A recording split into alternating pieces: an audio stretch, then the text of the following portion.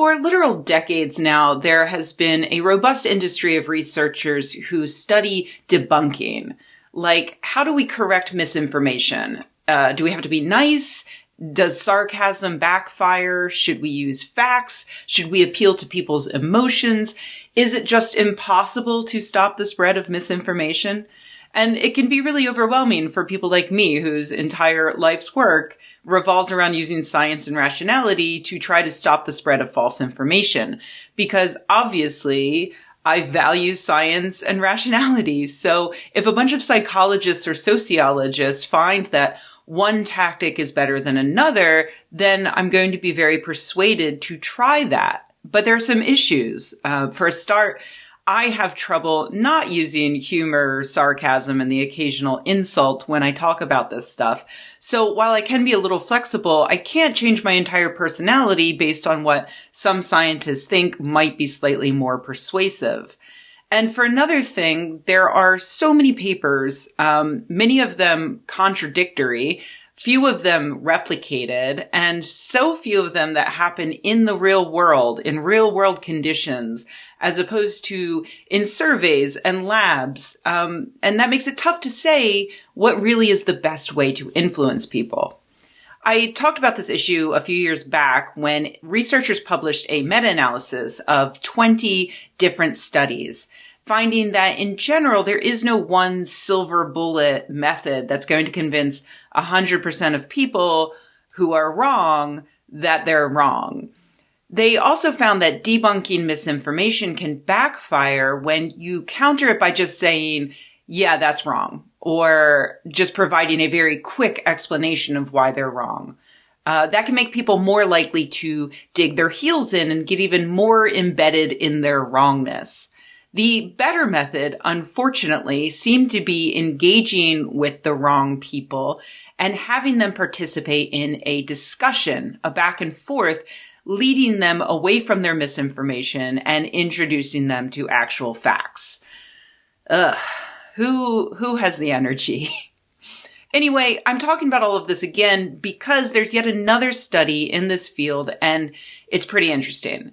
It even has a great title: Perverse Downstream Consequences of Debunking. Being corrected by another user for posting false political news increases subsequent sharing of low-quality, partisan, and toxic content in a Twitter field experiment. Now, as you might gather from that title, this is another one of those kind of depressing studies that just makes me take a long look in the mirror, whispering, why?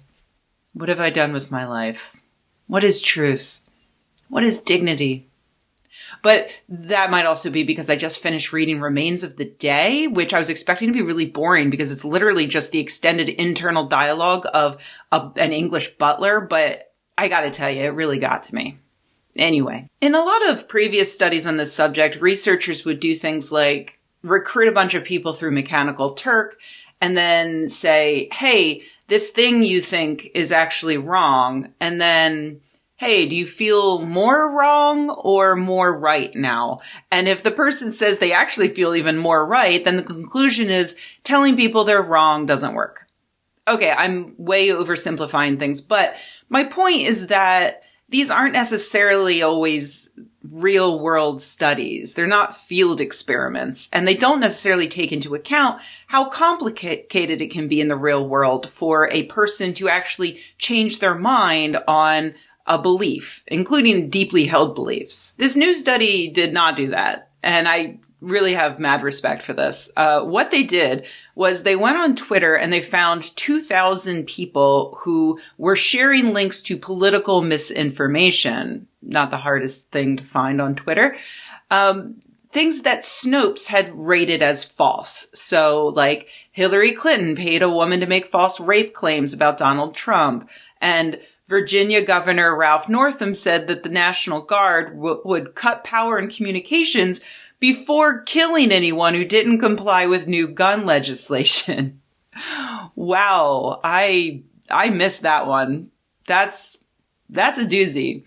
They wanted to include some political balance, but a ridiculous amount of bullshit was being shared by conservatives. So they managed to find a few lib things to throw in as well. So they included stuff like Donald Trump once evicted a disabled combat veteran for owning a small therapy dog, which I also missed, but that is actually some classic lib shit right there, to make up something like that when we know for a fact that Donald Trump systematically refused to rent apartments to black people to the point that the Justice Department sued him in 1973 and forced him to promise to not do that anymore. Like, do you really need to make up something about a therapy dog? Do you? Do you really? Anyway. So they found all these people sharing this bullshit, and then they used human-looking bots, all of which were white men with various political affiliations and at least 1,000 followers, to reply to the misinformation with very nice tweets like, "I'm uncertain about this article. It might not be true. I found a link on Snopes that says this headline is false," and then they include a link to Snopes. Then they evaluated what their subject tweeted in the following 24 hours after that correction. And they found that across all specifications that being corrected significantly decreased the quality of content retweeted by the user in the 24 hours following the correction. And they also found that the subjects were more likely to increase their rate of retweeting toxic tweets. So that's fun. The researchers wonder if this is maybe due to the fact that the correction was made in public, as opposed to in a direct message, leading the subject to feel humiliated and thus activating a response meant to try to correct for overcome that humiliation. Like, oh, you think that was false? Wait till you get a load of this shit. This also sort of backs up that previous meta-analysis findings. A brief correction with no additional conversation was found in that meta-analysis to have the opposite immediate effect on people spreading misinformation. Had the bots in this study engaged in more of a conversational back and forth, maybe the results would have been different. It's also worth noting that this was only an immediate reaction to the correction within the next 24 hours. While this real-world experiment is more accurate probably and way more entertaining than previously done surveys, it still doesn't account for the possibility that these bots may have planted a seed in the subjects' minds.